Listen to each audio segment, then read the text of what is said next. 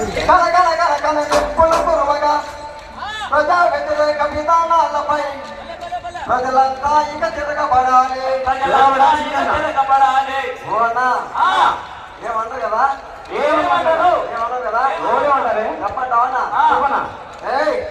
తెర తెర తెర తెర మెరుపులు కురవగా కనకనకనకన నిప్పులు కురవగా ప్రజా వ్యతిరేక విధానాలపై ప్రజలంతా ఇక తిరగబడాలి.